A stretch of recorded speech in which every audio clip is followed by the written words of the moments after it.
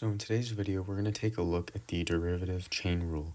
And this is an extremely important rule, and it essentially applies to the derivative of a composite function. And so if we have the derivative with respect to x of the composition of two functions, so we have f of g of x, so we're kind of taking g of x and we're inputting it into f of x in place of x, and I'll show you an example in a moment.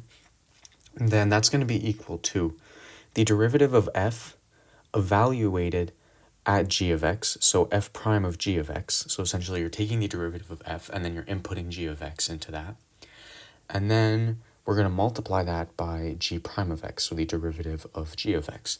I'm going to try to illustrate that in a moment. So it's usually very helpful to kind of identify your outer function, I suppose. So if you say like f is your outer function, and then g will be like your inner function, because this is the function that you're inputting into f of x. You're taking g and you're kind of inputting that instead of x, so you get f of g of x. And so let's go ahead and do that over here for these couple of examples. And so essentially we're taking the derivative over here of the square root of 2x plus 1. So in this case, our outer function, f of x, is going to be equal to the square root of x, right? Because we're taking essentially the square root of some input. In this case, our input is 2x plus 1. And then, given that our input is 2x plus 1, then our inner function, g of x, is going to be just 2x plus 1. And so what would f of g of x be then? So f of g of x is just going to be f of 2x plus 1. And what is f of x? It's the square root of x. So whatever our input is, we're just going to take the square root of that. So this is going to be equal to the square root of 2x plus 1. And so we're able to identify our inner and our outer functions. So let's actually get the derivatives of each of these functions over here. So f of x is derivative is going to be, so f prime of x is going to be 1 over 2 times the square root of x, if you recall from a video we did a while ago on the power rule for negative and fractional exponents. And then our inner function, g of x, is going to have a very simple derivative. There's just a linear function. So g prime of x, we can use the power rule over here. We know that the derivative of 2x, this is just going to be equal to 2. And then we know that the derivative of 1 is just going to be 0. So our derivative is 2, essentially. It's just a constant. And so what we're going to do now is we're going to actually use our pieces of information in order to actually apply the chain rule over here. So what is f prime of g of x? Well, f prime of g of x, that's just the same thing as f prime of 2x plus 1, because we said that g of x is 2x plus 1.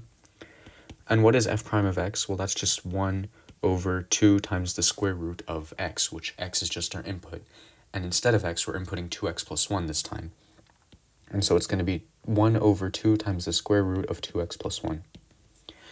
And then essentially all we have to do now is multiply that by g prime of x. So let me actually go ahead and write this up here. So 1 over 2 times the square root of 2x plus 1.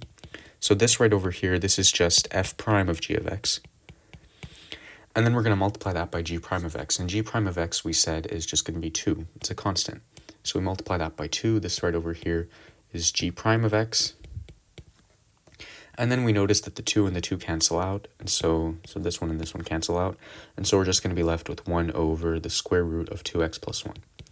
And so that's how you would use the chain rule. You just have to identify the inner function, identify the outer function, and then kind of take the individual derivatives and apply this property over here, this rule over here, where you input g of x into f prime, and then you multiply that by g prime. So let's go ahead and do another example, and we're going to actually take a look at this little bit more intense function. We have e to the sine of x, and it's actually not that different, essentially. So what is our outer function in this case? Is it sine of x or is it e to the x?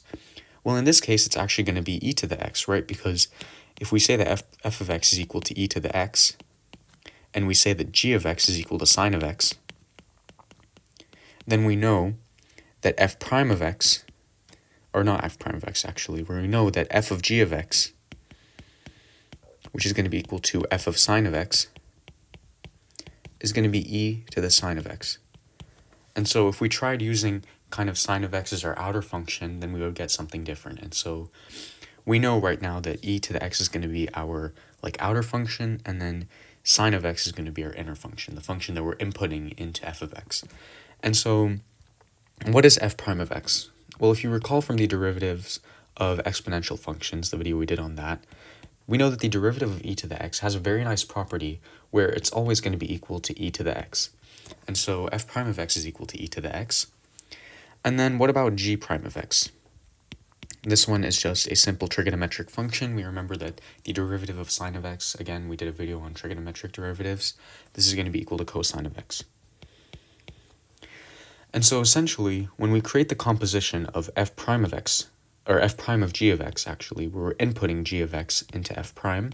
That's going to be f prime of sine of x, which is going to just be equal to e to the sine of x. So we can go ahead and input that now. As you recall from the chain rule over here, we're going to input that as kind of the first portion of the derivative. So we have e to the sine of x. So that actually stayed the same, which is just a direct result of e to the x's derivative being e to the x. And then we can go ahead and multiply that by g prime of x, which is cosine of x. So times cosine of x. And so this is just going to be equal to cosine of x times e to the sine x. I just kind of rearranged it over there. And so that is another kind of application of multiple different rules. Actually, we used, the rules for trigonometric functions, we used the exponential function derivative, and of course we had to use the chain rule over here. This last example, the natural log of x squared plus 1, I'm going to leave this one for you to try, but if you work through all of it, if you identify the outer function, so in this case our outer function is of course going to be the natural log of x, right, because we're taking the natural log of x and we're inputting x squared plus 1, so clearly you have to think of like the input being your inner function. And so this is just going to be the natural log of x, and then we know that the inner function g of x is going to be x squared plus 1.